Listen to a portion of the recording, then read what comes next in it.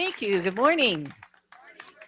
The whole month of February is about awakening to our spiritual magnificence. Awakening to our spiritual magnificence. So let's take a deep breath. Pat yourself on the heart and say, I'm awake. Now look at your neighbor and say, you are awake. Now look at the other neighbor and say, I'm so glad you're awake. And it's true, what we're awakening to isn't just life, isn't just here and now. We're awakening to the magnificence that we are spiritually, the truth that we are, that there is something greater than we can measure, something that responds to us. We call it God, but it doesn't matter what you call it. It's still there. It's still present in and through and as each one of us. It's our essence. It's who and what we are. So, awakening to our spiritual magnificence. And my talk this morning is entitled Discovering Your Voice. And I could have this first slide if you wouldn't mind, please. Discovering your voice. So, and then the next one too. Awakening. So, this comes from our Declaration of Principles. Ernest Holmes wrote way back. We believe in the incarnation of spirit in everyone and that all people are incarnations of the one spirit. That's what's behind this. All people are incarnations of the one spirit. There isn't a God for us and a different God for the Hindus or the Muslims. There's only one. And it's known by many names. And all people are incarnations of this one, whether we know it or not. We're all incarnations of this one. It is such a wonderful, broadening idea, deepening idea, that this thing itself is right where you are, right where I am. In all of our activities, our non-activities, moving through us by our thoughts and especially by our words, written or spoken. So our words implanted into divine mind bring about creation in our life, experience in our life. Most of you know this. Mary Morrissey says, everything is created twice. It's a great way to think about it. First, it's an idea, then it becomes form. Everything is created twice. It's good to remember, and it's easy when we're looking at things. Oh, it's created twice. Yes, someone had to have an idea, but it's also true for every aspect of you. Every aspect for you has been created twice. First of all, it was an idea, and then it becomes an experience, a form, a relationship, etc. Next slide, please. So, and then the next one. This is from the textbook, and it begins with a quote from the Bible: "Know ye not that you are a temple of the living God? This power within you is the same that holds the planets in space."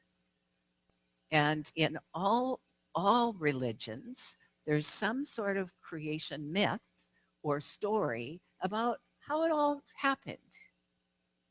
And actually, even science doesn't really know for sure what it is. But what I do know is that somehow spirit is taking form. Somehow an idea is being birthed. They say that order is heaven's first law, and right now I'm living in chaos. It's so challenging and fun.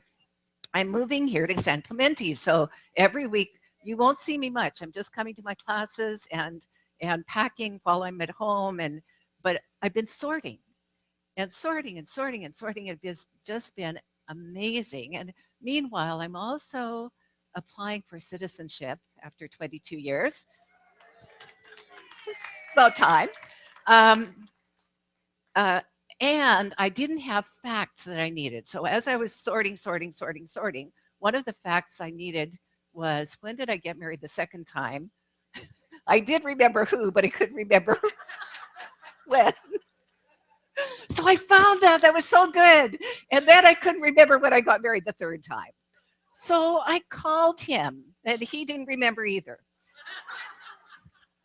But he said, "Do you remember the day?" And I said, "Yes, it was a Friday, wasn't it?" And he said, "Yes, because we got married at Asilomar when our conference at Asilomar used to be in the spring in May. We got married on that Friday, the last night of Asilomar, because the conference ends on Saturday. So I'm almost all ready to send my document, and I'm very excited. So, and then all around my desk are these piles of books that I'm bringing to the center to give away, and all of these piles. so, so there's all this stuff, and I am the originator of it. I want to remind myself I'm the originator of everything in my life, either consciously or subconsciously. It all comes by the same process. And even what looks chaotic has order behind it. Right? You need to know that about your life too, that even what appears chaotic has divine mind beneath it, behind it, supporting it. Because that's who and what we are, is we are spiritual beings having a spiritual experience. And so even when our lives look like that there isn't any order to them or any beauty or any grace, they're filled with it. They're filled with it. Next slide, please. I love this. This woman is breathing fire, it appears. Um, and this is the act of creativity.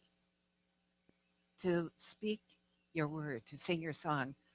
Jennifer Hart used to sing a song. Uh, are you singing the song that you came here to sing? It's such a good question. Are you singing the song that you came here to sing? Now, musicians, I know you all, that's a question you might ask, but all of us, are we doing the work that's right for us? Are we speaking from that place of awareness, of knowing what we are and who we are? In the process of discovering your voice, what you're really discovering is your authenticity, who you really are. When in the meditation this morning, we chanted, "I am remembering who I am." And we did that to remind ourselves that no matter what label you give yourself, you're greater than that. Yes, you're a daughter. Yes, you're a son or a man or a woman, but you're greater than that. That doesn't confine you or define you. The thing you are is without limits. It's that thing that knows and knows that it knows. Next slide, please. So we comprehend the infinite only to the degree that it expresses itself through us, becoming to us which we believe it to be. So many of us grew up with in some kind of faith tradition that believed in a vengeful God, a God we had to be scared of because he was watching everything we did and every bad thing was keeping a record of it. And so if that is what we believe it to be, that is what it will become. Much better to open to an awareness that this thing itself that created us in its image and likeness must be love. And its nature must be love, and it must not be able to judge. Otherwise, the universe would have already disintegrated. Right? It would have disintegrated if it didn't love itself and its creation. So we're much wiser in our quiet time to contemplate, what is that thing? What is it?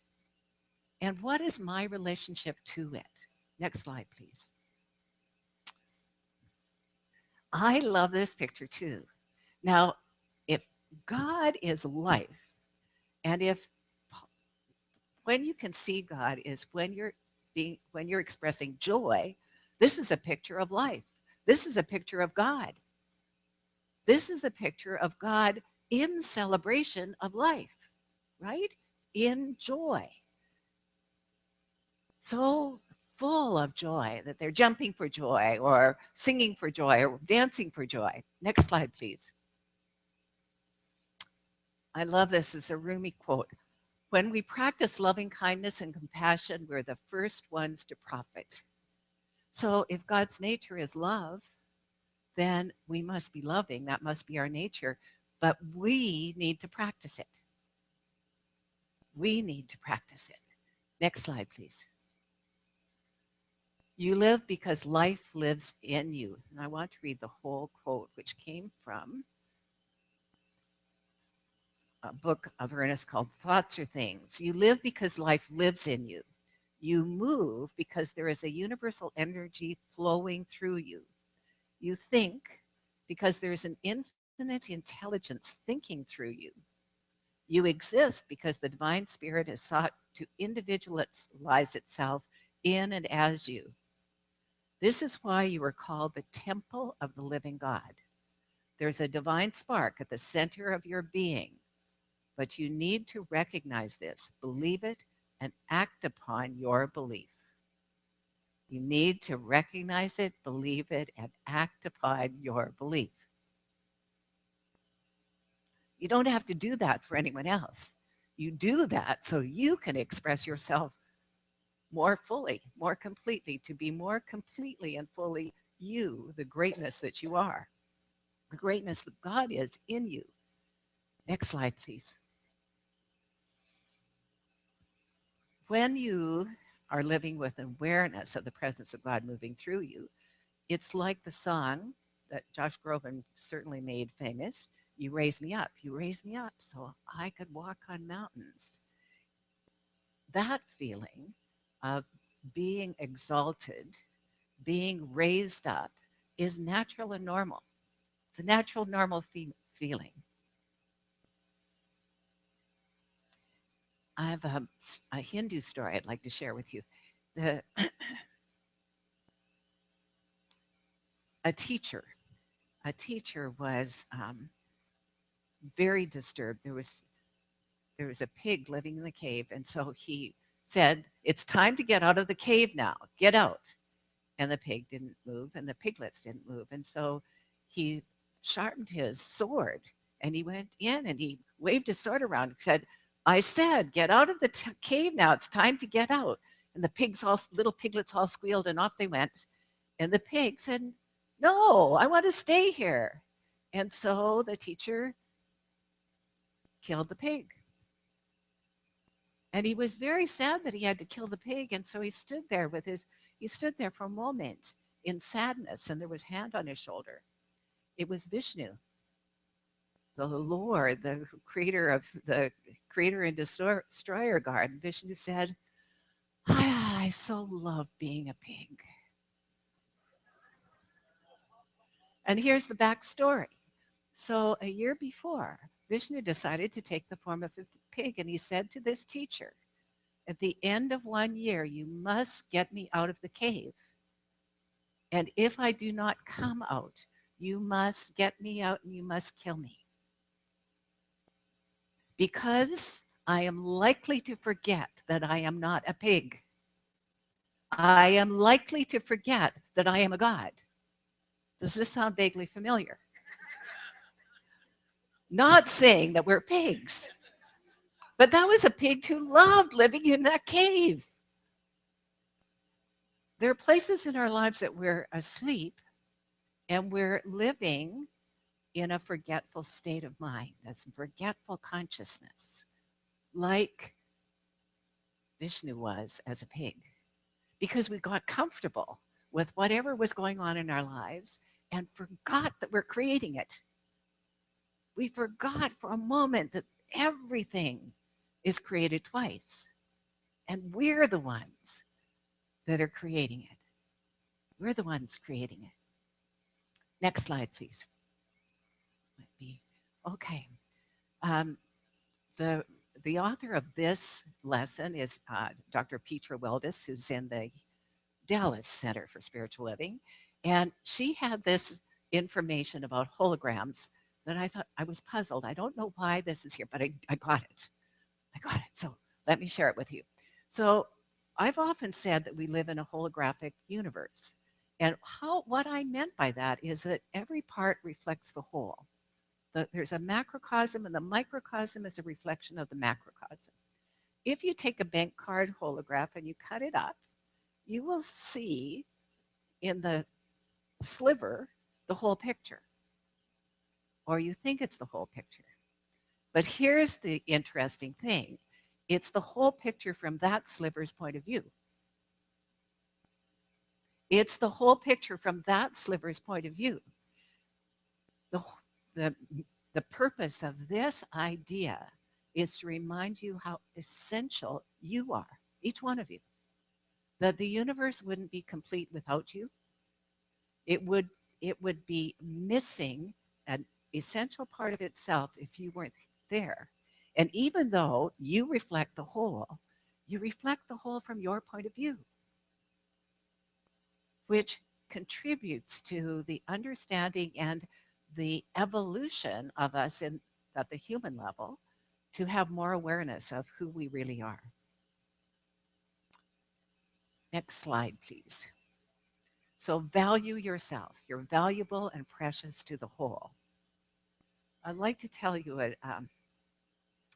story to conclude. And this story is a story about, it's called The Rabbi's Gift. It's really your story and my story, so don't hear it as a story. And don't listen, if you have heard this story before, which I'm sure you have, listen with new ears. Listen with your inner ear. So once there was a monastery, and had been a thriving monastery, and then people got tired of it, and it fell into disrepair. And in the monastery, there were only 5 old monks, all over 70.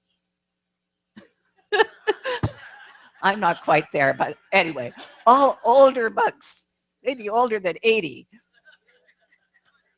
maybe older than 90. There were 5 old monks.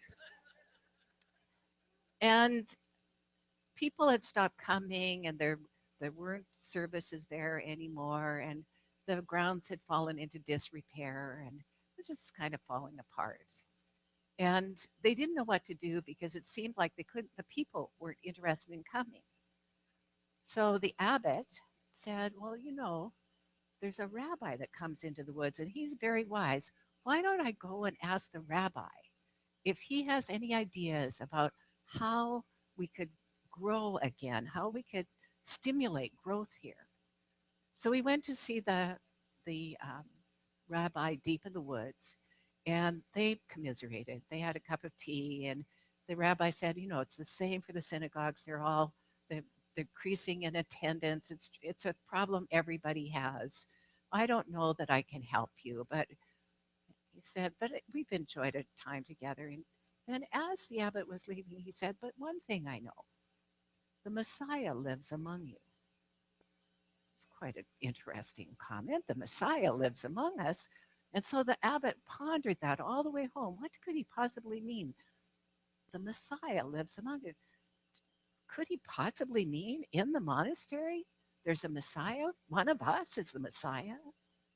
And when he got back, the other priests asked him, what did the rabbi say? Did he have ideas for us? Well, not really, but he said something really puzzling. He said the Messiah lives among us. And so each one, the priests looked around. Well, could it be Henry? He's by far the most pious. Or, gosh, could it be Alfred? He always seems to be in the right place at the right time. Well, it couldn't be Peter because he's so cranky and crotchety. But maybe it could be. Maybe that's just to get us to be better monks, better caregivers. And gradually, one by one, did 2 interesting things, just on the off chance that the Messiah might be one of the others. They started treating each other with extreme respect and love. And just in case it could have been themselves, they started treating themselves with great respect and love. And then they started looking after the monastery. They started polishing the wood and the pews. They dusted it off, made it look spiffy. And then they started looking after the grounds around. And then people started noticing that this monastery looked quite attractive. And they would come and they'd have picnics, and sometimes they'd come in and they'd sit and meditate or pray, and they'd even come to service. And after a while, the monastery started to thrive, and people, young men, came to see if they could learn how to be a priest in this monastery. And that was the rabbi's gift. What would happen if you treated yourself with such extraordinary respect and love that it was unmistakable that you were spiritually magnificent? What if you began treating your friends and family as if they were spiritually magnificent? What I know, next slide, please. We see the same divine reality and presence in each and every person and all beings everywhere. The voice that we discover when we discover our voice is the voice of God.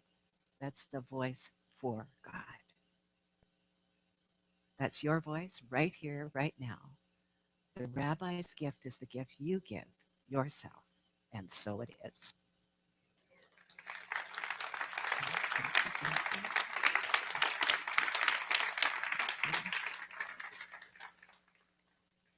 Diane's going to set the consciousness for us, and then I'm going to pray for all of us.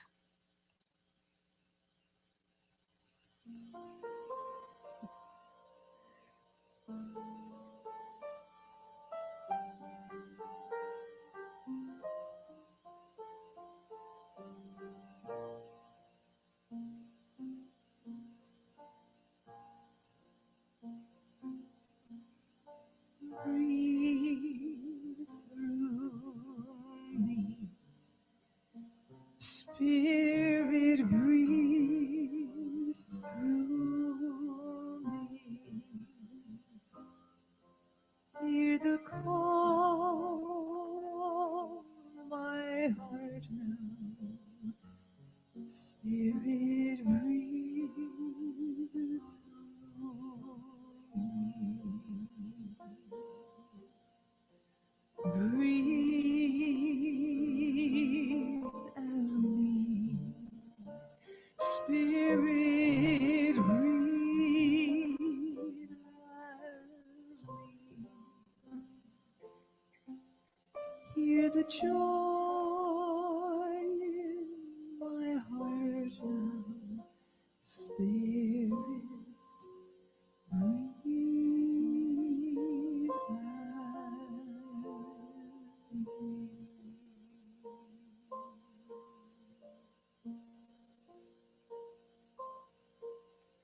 In this holy moment of now, I speak my word for each person here, and I'm speaking it in the first person. So take what you desire to take and just let the rest flow by you. This is what I know is true. I know that I am one with the first cause to all creation. I know that I am one with the Alpha and the Omega, that without beginning, without end. I know that I am one with the infinite and unconditional love that God is. And so in this holy moment of now, this is what I know. I know that I am enough, that I am sufficient to absolutely everything that is presented to me. That I am enough, I have enough, there is enough. I know that every idea that I need or want in order to expand my awareness already is mine. I know that in a timely way, right action takes place. I see everyone in the universe as being on their right and perfect spiritual path. And I see them as whole, complete, and perfect, just as I am whole, complete, and perfect. I know from my physical being that I am filled with the energy and aliveness of life itself. And that every cell, every tissue, every function, every organ is in perfect alignment with the initial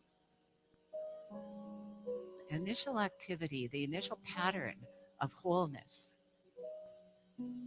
I deny any need for anything other than that wholeness.